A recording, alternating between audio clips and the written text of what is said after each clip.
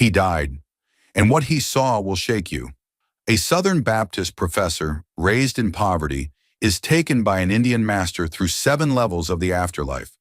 What he learns flips everything we think about death, God, and the soul. Stay locked in for 10 powerful takeaways. One of them might just change your life. Takeaway 1. Near-death experiences reveal deep consciousness. People who go through near-death experiences often describe a type of consciousness that is clearer and more aware than anything they have ever felt while alive. These experiences often happen when the brain is supposed to be completely offline, such as during cardiac arrest. But individuals report vivid visions, a strong sense of peace, and sometimes encounters with beings of light.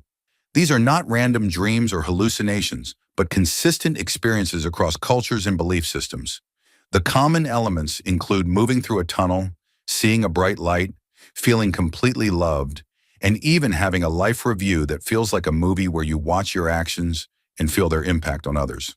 These events lead many people to come back from the brink of death with changed personalities, often more spiritual, less afraid of death, and more loving toward others. For example, a man described seeing his deceased grandmother during his near-death experience, even though he had never met her in life and only recognized her later from old family photos. Now let's move to the next takeaway. Takeaway 2. Consciousness may not depend on the brain. One of the most controversial and exciting ideas discussed is that consciousness might exist independently of the brain. While mainstream science believes consciousness is produced by the brain, these near-death experiences suggest the brain might act more like a receiver, like a TV set picking up a signal. This challenges the materialist view of reality and opens the door to spiritual and metaphysical perspectives. People who have been declared clinically dead report events and sights they could not have physically experienced, such as describing surgical tools used or conversations that happened while they were unconscious. These details are often confirmed later by doctors and family. For example, a woman who flatlined during surgery later described the brand of the saw used on her skull, which was not visible to her at any time and not something she would have known otherwise. Now let's move to the next takeaway. Takeaway 3. Enlightenment can come through suffering. True spiritual growth does not always come from pleasant experiences. In fact, many people awaken spiritually after facing intense suffering, loss, or illness. This suffering forces them to let go of their ego, control, and the illusion of permanence in life. It cracks open their false identity and pushes them toward a deeper truth. This awakening often leads to a feeling of unity with everything, a drop in fear, and a more compassionate way of living. Many who have gone through this say the pain was necessary for them to wake up.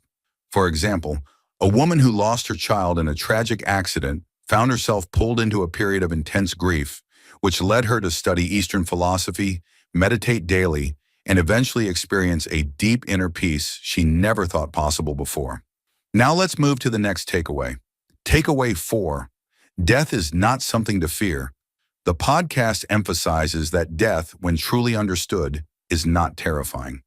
It is often described by those who have approached it as peaceful, liberating, and even joyful. The fear of death mainly comes from misunderstanding it. Many people think it means annihilation or darkness. But near-death accounts often say the opposite. Death feels like going home or waking up from a dream. Losing fear of death can drastically improve how people live. They become more present, more loving, and less stressed. For example, a man who had a near-death experience during a car crash said he no longer worries about small problems because he knows life is just a temporary school for the soul. Now let's move to the next takeaway.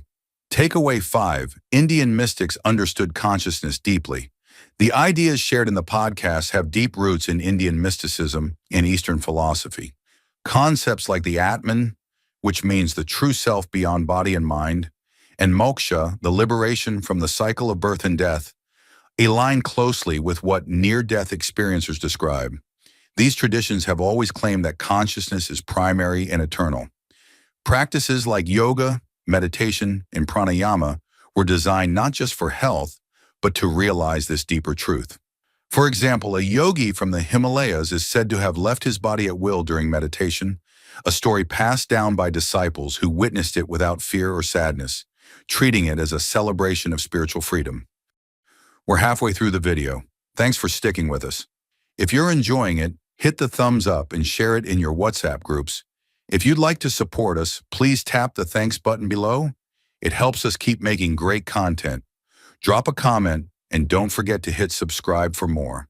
Now let's continue with the video. Takeaway 6. Real transformation is inward, not external. Many people try to change their lives by changing their jobs, relationships, or location. But true transformation comes from within. The podcast stresses that lasting change requires deep inner work. This can mean confronting childhood wounds, learning to sit with difficult emotions, and letting go of false identities. People who go through spiritual awakenings often say they feel like completely different people, even though nothing outside has changed. This kind of transformation often begins with a breakdown or a major life event. For example, a man who lost everything in a financial collapse ended up studying Buddhist teachings and later started guiding others through meditation and breathwork, helping them transform without needing external changes. Now let's move to the next takeaway. Takeaway 7. Your body remembers what your mind forgets. Health is not just about diet or exercise. The body stores trauma, emotions, and unresolved conflicts. If you ignore these for too long, they show up as illness or chronic pain. The podcast talks about how healing must involve the body, not just the mind. Practices like somatic therapy, yoga, and deep breathing can unlock these buried issues.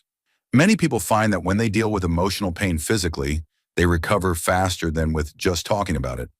For example, a woman who had mysterious back pain for years finally experienced relief after doing body-focused therapy that helped her release grief stored since her father's death when she was a child. Now let's move to the next takeaway. Takeaway 8. Life reviews show how we affect others. Many people who have had near-death experiences describe something called a life review, where they relive moments from their life and feel exactly what others felt because of their actions. This is not about judgment, but about learning and understanding. You might feel the pain of someone you hurt or the joy of someone you helped. This changes people profoundly. They return with a deeper sense of responsibility and empathy. For example, a man who used to be aggressive and self-centered saw in his life review how his actions caused lifelong anxiety in his younger brother, leading him to return determined to be more kind and aware of how he treats people. Now let's move to the next takeaway. Takeaway 9. Spiritual growth is not about religion. The podcast makes it clear that spiritual growth does not require joining a religion or following dogma. Many people who have awakened spiritually do not identify with any religion at all. Instead, they talk about connection, awareness, love, and truth. These are universal qualities not limited to any belief system. In fact, some say religion can get in the way if it becomes about fear or control. For example, someone raised in a strict religious household said their near-death experience made them realize that love is the only real spiritual law, and they stopped fearing hell or divine punishment after that. Now let's move to the last takeaway. Takeaway 10. Dying is a return, not an end. The final takeaway is that death is not an end, but a return to where we came from. Many near-death experiencers say they felt like they were going home, not disappearing. This brings peace and changes how they view life. Instead of living in fear, they focus on growing, loving, and being present. This belief also reduces the grief of losing loved ones, because it feels like a temporary separation, not a permanent goodbye. For example, a man whose wife died of cancer said her last words were that she could see their unborn child in a bright place and that she was ready to go meet him. Her peace in that moment changed how he dealt with her loss. Here is a brief introduction about Dean Brinson. Professor Dean Brinson is a NDE survivor and spiritual educator. In 2019, during a medical procedure, he had a profound NDE, where he was guided by his Indian spiritual mentor through various levels of the afterlife, including the astral and causal realms. Thank you for watching. If you'd like to support this channel, hit the thanks button below. It really helps us keep going. If you enjoyed this summary, please leave a like and share it in your WhatsApp groups. To join discussion about this video, drop a comment below.